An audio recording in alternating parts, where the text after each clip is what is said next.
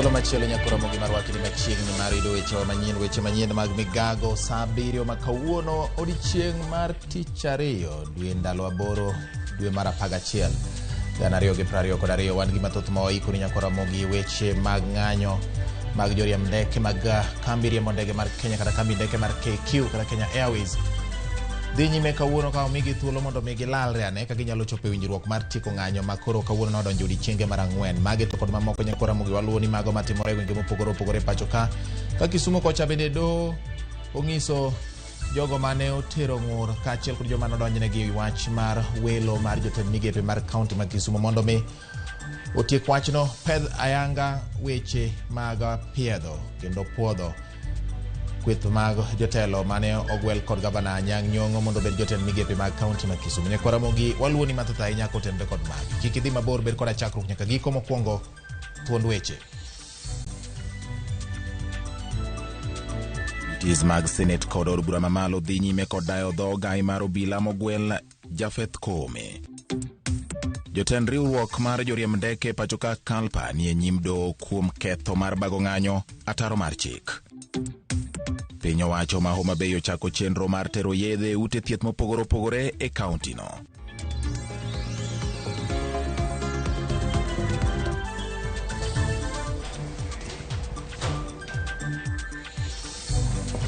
Machiegni nyako Ramogi bed koda chakruok nyaka giko mar weche manyien mag Migago odiechieng' ma kawuono. Inyalo tudori koda e namba 3600 mano namba marwa mar ote machok ka Facebook, YouTube kaachiel kod Twitter bende.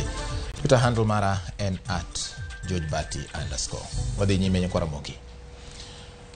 Jotend riwruok mar joriemb ndeke pacho ka Kalpa ne nyim doho e wi ketho mar tamruok chungo ng'anyo mar joriemb ndeke mag kambi mar KQ ka ng'anyo no odonjo odiechienge mar 4 odiechieng' ma kawuono. Doho ogolo chik tarik 31 dwe mar 10 higani mondo kik joriemb ndeke mag KQ dhi e ng'anyo. Kata kamano joriemb ndeke go ne obuono chikno kendo bago ng'anyo margi kochakore tarik 5 dwe mar 11 mar higani.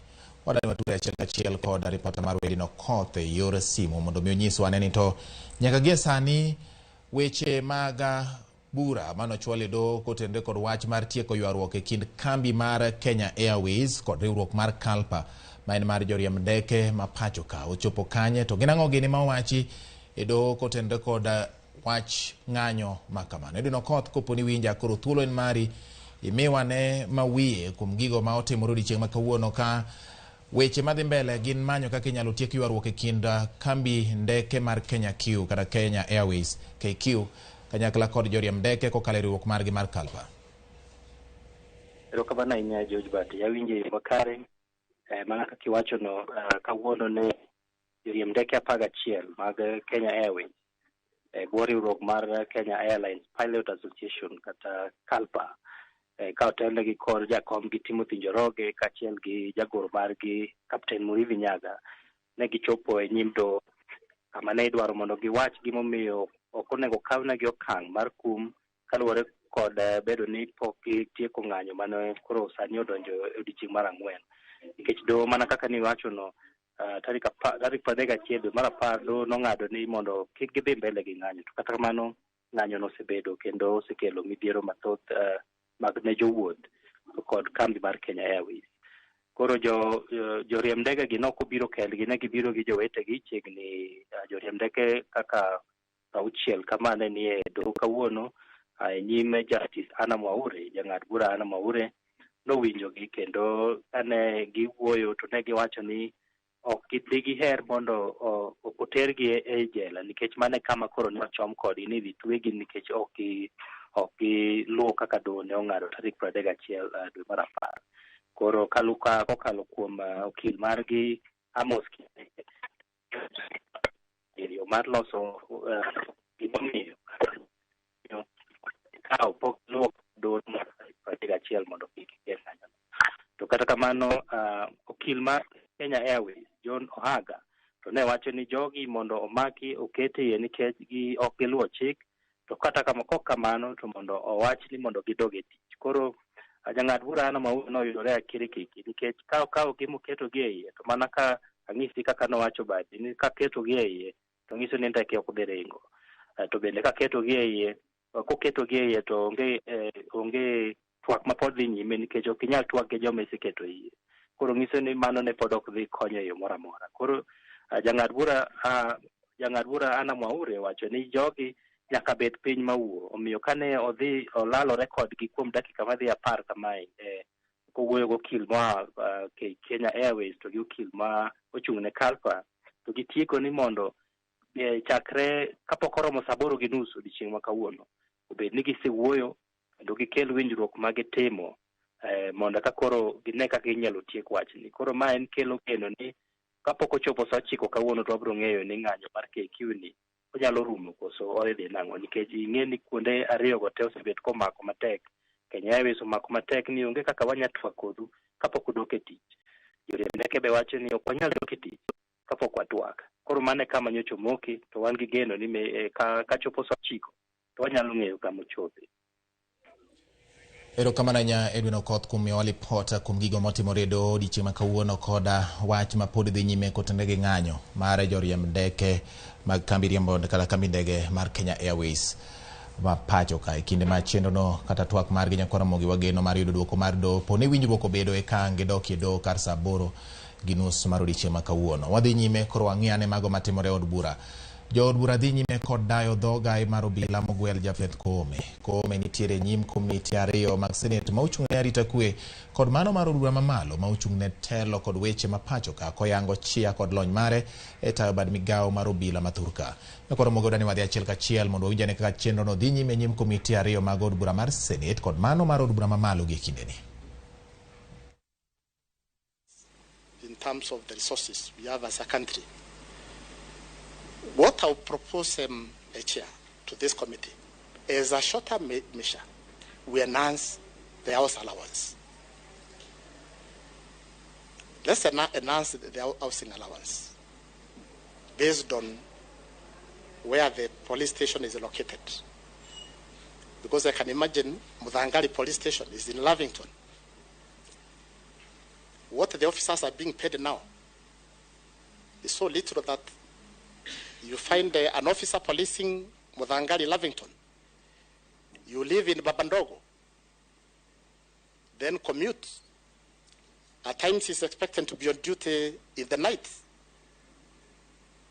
So again, we end up losing officers because they're armed, they are targets. So that is a short-term measure. Enhance the house allowance. Long-term is construction.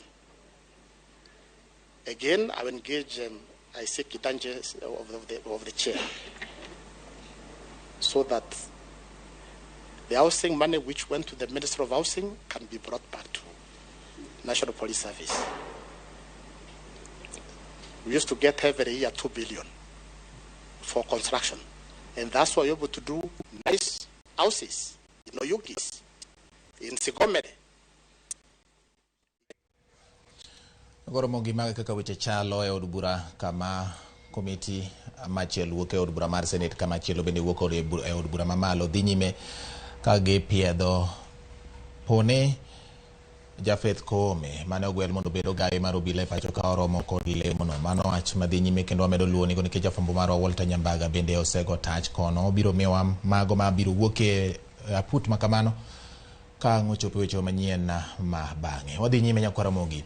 Piny owacho mar Kenya ochiwore mar keto e tim report mar winjruok kaka gibiro kedo kod ohala mar yedhe mamero ji mateko gi ng'eny e pacho ka. Jagoro mongirore migawo mar arita kwe Karanja Kibicho oywak ne piny Kenya mana kaka pinje mamoko ma pod dongore e Afrika kale obadho mathoth ahinya mag yedhe mamero ji kaachiel kod timbe mag njore.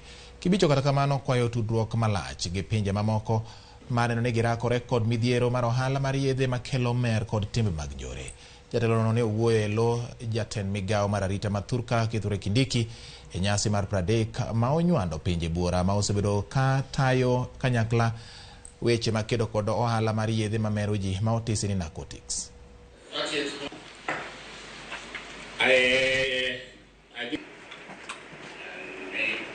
Thank you for coming.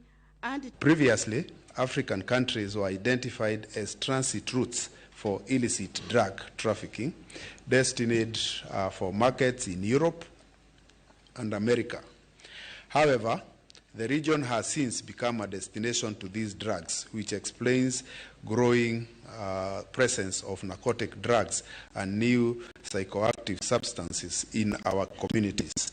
Regrettably, the situation has continued to a worrying increase in substance use disorders and mental health concerns, hence straining the already burdened health sector. So we have parenting, positive parenting programs.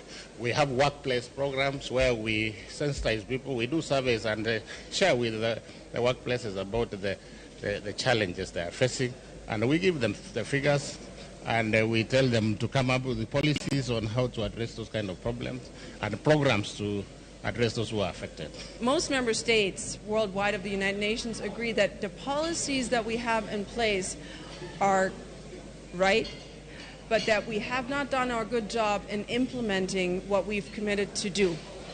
So we need to increase the implementation rate of all those commitments that have been made, and I think that's what we're here today also, to see how the implementation can be improved. Ramogi koro wadhi e Homa Bay kendo wang'iyo weche motenore kod thieth. Piny owacho ma Homa Bay ong'iewo mwandu mag thieth kod yedhe ma nengogi nyalo romo $20 million ma owinjore ochwal e osiptende manie sub counties duto e county ma Homa Bay. Gavana ma Homa Bay Gladys Wanga wacho ni ma en okang' mar jiwo yore mag thieth e county ma Homa Bay kendo mondo jopiny oyud thieth e yo manyangafu. Dwe mar 9 higa ni bende piny owacho ma Homa Bay ne ochwalo gige thieth ma nengogi romo $60 million. Where is this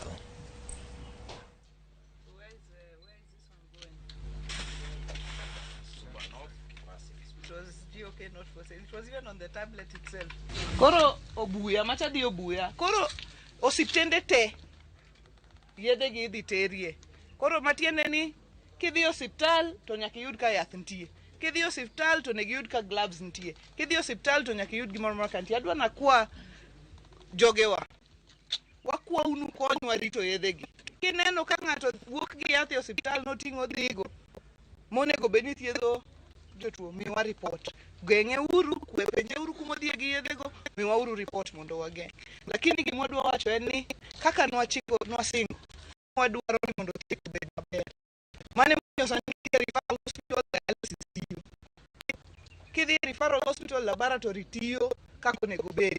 It is important that we ensure that each and every facility gets drugs.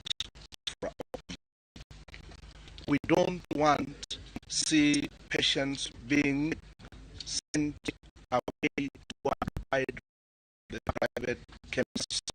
We want all clients to be attended to, get within the facility. Mag Kitui, Gavana mar County mag Kitui Julius Malombe wacho ni piny owacho nego ng'ada tamalo 3 mar osach jakenya ka jakenya machamo sara mondo tigo e jolo mag kata chenro mag jolo weche somo. Malombe wacho ni piny owacho lomomo sani ka ng'ado machamo sara mar somo robo maraput marango chenro mar somo e pacho kae County mag Kitui kama riwruoge mag jopuonj bende ogolo ywagi ni migawo mar somo ne oweyo pachgi oko e rango chenro mar somo mar CBC.